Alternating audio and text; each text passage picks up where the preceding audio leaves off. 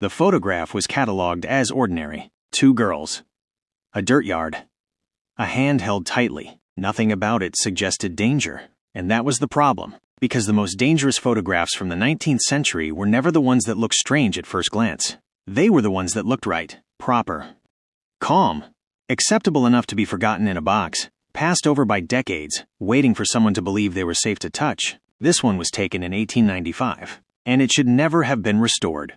The image surfaced during the digitization of a rural Midwestern collection: farm families, town gatherings, school groups, funerary portraits. Thousands of glass plates and cabinet cards, most of them damaged, warped, or too faded to salvage. This photograph survived better than most. 2 girls stood side by side, facing the camera. The older one, no more than 10, stood straight, chin lifted, eyes calm. The younger girl stood closer, her hand held tightly in her sister's grasp. Their dresses were plain, their shoes worn, their expressions neutral, the way children were taught to look during long exposure. Behind them, nothing remarkable.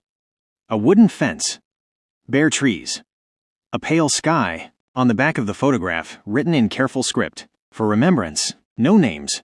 Early photography demanded stillness. Children struggled with it. Hands slipped, faces blurred. But in this image, both girls were perfectly clear, almost too clear. The restoration began as routine work, removing scratches, balancing contrast, correcting exposure loss from age. The technician had done this hundreds of times before. Nothing prepared him for what appeared when the background noise was stripped away. Between the girls' clasped hands, something emerged. Not a shadow, not damage. A shape. At first, it looked like a smear, darkness bleeding where their fingers met. But as clarity increased, the shape gained definition. Texture. Depth. It was not between their hands, it was inside them. The older girl's fingers were not wrapped around her sister's hand. They were wrapped around something else, something narrower, longer, something that extended downward beyond where the younger girl's wrist should have been. The technician stopped the process, saved the file, stared, then zoomed in. The younger girl's sleeve ended too early. Her arm did not. It thinned, stretched, and where a child's wrist should have been was a dark continuation, unnaturally smooth, tapering as it disappeared into the shadow below the frame, like it was not meant to be seen all at once. The technician noticed something else. The younger girl's face. She was smiling, not broadly, not happily. Her lips curved upward just enough to suggest relief, while her eyes were not focused on the camera. They were turned toward her sister's hand, as if watching it carefully. Restoration logs show the technician paused the process for nearly an hour. No activity, no keystrokes, just the file open on his screen. The photograph came from a region known for isolated homesteads and harsh winters. Church records were sparse, census data incomplete, but one ledger survived, a burial register from 1894 to 1897. It listed the name Eliza Harrow, age 6. Cause of death, winter illness. Burial date, February 1895. The photograph was dated March. There was no record of a second burial. The restoration resumed. More detail emerged. The younger girl's shoes were missing. Her feet did not touch the ground. The older girl's grip told a different story now. Her fingers were tight, too tight. Knuckles white, foretips pressing inward, as if holding something that resisted slipping away. This was not a portrait of affection. It was containment. Further enhancement revealed a faint distortion around the younger girl's outline. The background bent subtly inward toward her shape, like fabric pulled tight around a form beneath it. The air around her did not behave like the rest of the image. The technician reported nausea, then cold, then an overwhelming sensation that something was waiting for him to finish. The photograph had not been preserved to remember a moment. It had been preserved to hold something in place, and the restoration, by clarifying what time had blurred, was undoing that work. The final enhancement before the technician stopped showed something no one expected. The younger girl's other hand. It was not empty. It reached behind her sister's arm, fingers extended, touching nothing visible, except the space where a shadow pooled unnaturally deep. She was not being held. She was holding on. The technician did not report the image immediately. That was later considered the second mistake. The first, of course, was restoring it at all. After the initial enhancement, the file was saved under a temporary name and closed. The technician stepped away from his workstation, convinced that distance would settle his nerves. He washed his hands longer than necessary. The water felt too cold. The room too quiet. When he returned, the monitor had not gone to sleep. The photograph was open again, zoomed in further than he remembered leaving it, centered precisely on the place where the girl's hands met. He checked the activity log. No input recorded. What had looked like a dark extension before now showed structure. The thing the older girl was holding had joints, not fingers, segments, subtle bends where bone should not bend, and where skin should crease, there was smoothness, unbroken, uninterrupted, like something that had never been meant to be exposed to air. The younger girl's arm was not fading. It was continuing, downward, past where the photograph should have ended, past the frame, as if the image could not contain all of her.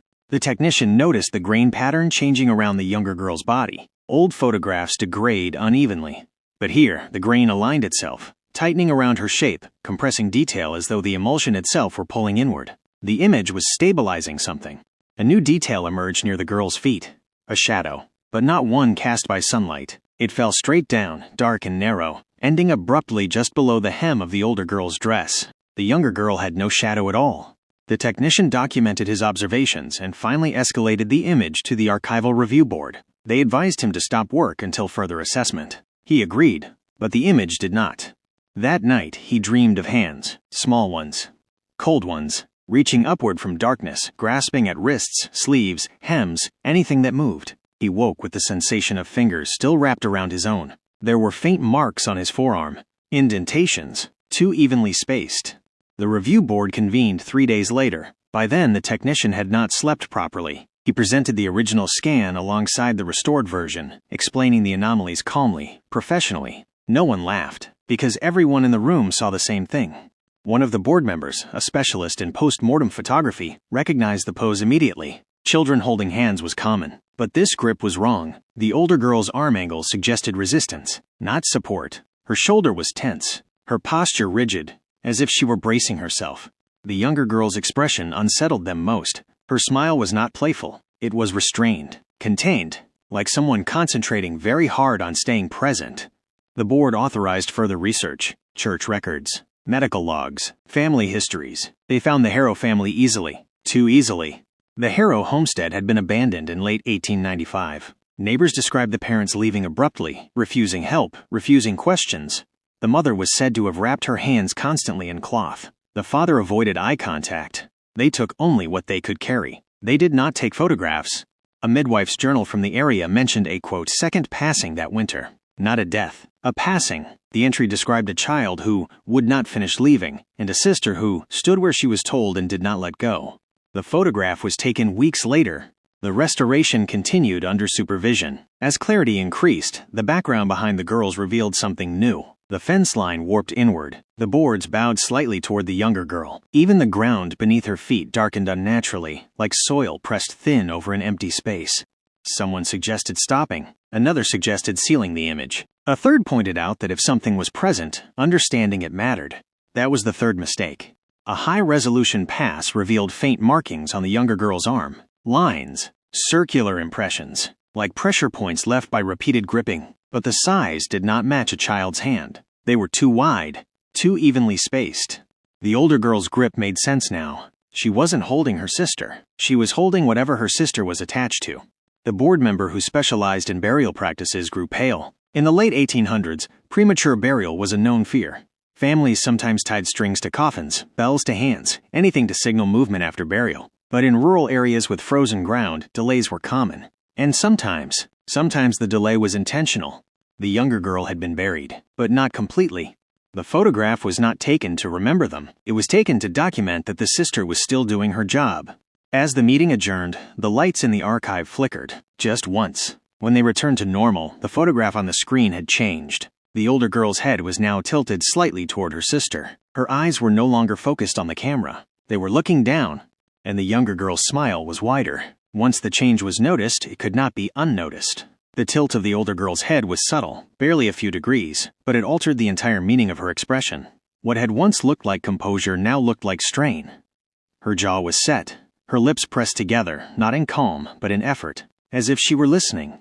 The photograph was immediately removed from the main workstation and transferred to an isolated system. No network, no external storage, no automatic backups. The board agreed on one thing. Whatever was happening, it was responding to attention. But the image did not stop changing.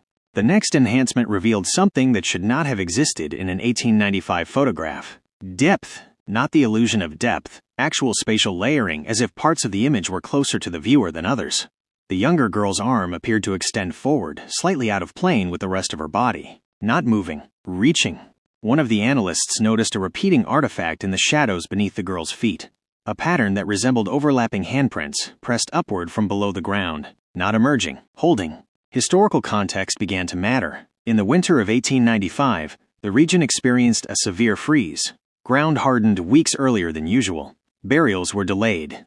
In some cases, bodies were kept in root cellars, sheds, or barns until the earth softened. And sometimes children were buried shallow. A church elder's letter surfaced during the research. It mentioned the second child and warned that keeping her close would only invite more waiting. The phrase was underlined. Waiting. The younger girl's name was found at last. Eliza Harrow. The older girl was Margaret, age 11. Margaret's role became clearer with each frame. Her posture was not protective. It was instructional. She stood exactly as she had been told. Feet placed deliberately, arm held at a precise angle. Grip unbroken. The photograph was not capturing affection. It was recording compliance. When the image was inverted, an old technique used to expose hidden details, something appeared beneath the younger girl. A void, not darkness, absence. The ground texture stopped abruptly where her body should have cast weight. Soil, grass, and shadow simply ended, as if she were standing above something open. The younger girl's other hand, previously lost in shadow, became visible. Her fingers were curled upward, gripping something below the frame, something that did not belong to her. The board debated halting the project entirely, but the photograph had already begun its work. People who reviewed the image reported similar sensations: pressure in the arms, tingling in the fingers, the urge to clasp their hands together and hold. One analyst was found hours later in the archive hallway, standing with his arm extended downward, hand clenched around nothing. He said he was helping. The photograph updated again, this time without any enhancement. The younger girl's face had changed. Her smile was no longer restrained. It was grateful. Margaret's eyes were now fully turned toward her sister, and for the first time, fear was visible. The final discovery in this phase came from a detail no one had examined closely enough before: the girl's shadows. Margaret's shadow fell normally. Eliza's did not. It rose, narrow, elongated, stretching upward along the fence behind them, too tall, too thin, ending beyond the top of the frame. Not cast by the sun, cast by something beneath her. The photograph was not haunted. It was anchored. Eliza had not returned. She had been partially retrieved, and Margaret was the tether. The restoration was no longer revealing hidden damage. It was undoing a seal. The board ordered the process paused indefinitely, but the image was no longer confined to the screen. Those who had studied it too long began to notice small changes in their surroundings: floors that felt hollow underfoot, shadows that bent toward their hands, the sense that if they stood very still, something below might reach up. The photograph did not want to be restored. It wanted to be completed. The restoration did not just expose hidden details. It awakened something. The older girl, Margaret, was not just holding Eliza's hand. She was holding her tether, the fragile connection keeping the younger girl's essence anchored between life and death. Eliza was trapped, not in the photograph, not in the grave, but somewhere in between. Folklore from the region spoke of the waiting place, a liminal space where souls lingered before crossing over. It was said that children who died suddenly could become stuck there, unable to fully leave because of unfinished bonds. Margaret, in this story, had been tasked with keeping Eliza grounded: her posture, her grip, the tightness of her hold, all signs of a ritual binding them together. The photograph was a record, but more than that, it was a warning. The more the restoration progressed, the stronger the sensation grew. Archivists who worked with the photo reported cold spots, whispered voices, and the overwhelming feeling that someone was watching them. One technician swore he saw Eliza's hand twitch beneath the older girl's grip during a late-night review.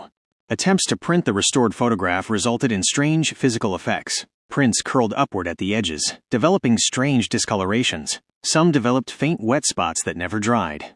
The Harrow family history revealed a chilling secret: Eliza had been buried alive. Contemporary accounts from neighboring families described a harsh winter, with frozen ground making burials nearly impossible. Local lore told of the mother's desperate refusal to release Eliza, wrapping her fingers tightly around the child's wrist in the cold darkness of the cellar. Margaret had promised to hold her sister's hand until the earth thawed. The photograph was taken to capture that moment, a last testament of love, fear, and horror frozen in time. The final act of restoration revealed the unimaginable. In the darkest corner of the photograph, beneath the girl's feet, a faint shape emerged. A tall, thin silhouette, impossibly narrow and stretching beyond the frame. It was the waiting shadow. The shadow was not cast by light. It was cast by absence, a presence. The thing that held Eliza back. The thing Margaret fought against with all her strength.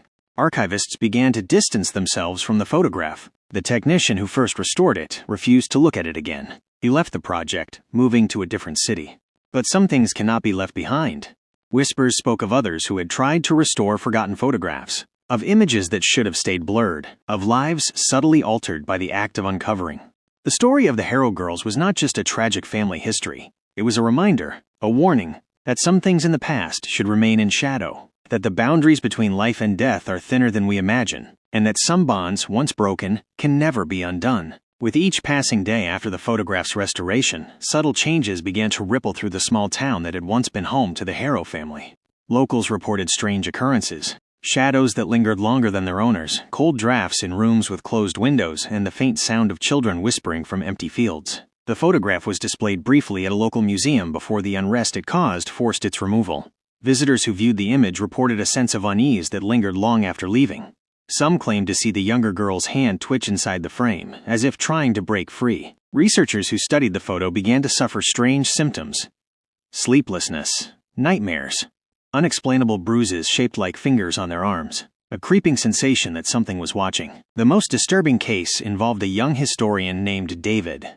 David became obsessed with the Harrow photograph, spending hours analyzing every detail. He reported feeling as if someone was standing behind him, watching, waiting. One night, David disappeared. His apartment was found in disarray. On his desk, the photograph lay face down, edges curled and stained with drops of something dark. His computer showed only one open document, a single sentence typed repeatedly. "She is still holding on." Police found no evidence of foul play. David was simply gone. No note, no trace. Meanwhile, the shadow beneath the younger girl in the photograph seemed to grow darker with each passing day. Some claimed it now reached beyond the frame, creeping slowly along walls, floors, and ceilings in places where the photo was displayed. The Harrow girl's story became a local legend. Whispered warnings passed among townsfolk told others not to look too closely at old photographs, not to try to restore what had been meant to stay lost. For Margaret, the burden continued. She had promised to hold her sister's hand, to keep her tethered to this world. And now, she was not alone in her vigil. The photograph, once thought to be a simple family remembrance, had become a prison, a haunting reminder that some bonds stretch beyond death, and some hands will not be released. The final chapter of the Harrow sisters' story is not found in books or records. It lives in the silence between moments, the stillness where time folds back on itself and the past bleeds into the present. The last known photograph of Margaret Harrow was taken shortly after David's disappearance. She stood alone in the same dirt yard, hands clenched tightly in front of her. No smile, no children by her side. The restored image of Eliza, the younger sister, remained locked away, stored in a vault, guarded by those who feared what it might awaken if exposed again. Yet the story refuses to rest. Local legends tell of a figure, a young girl seen standing motionless by the old fence line, holding an invisible hand, watching the world pass by with eyes too old for her age.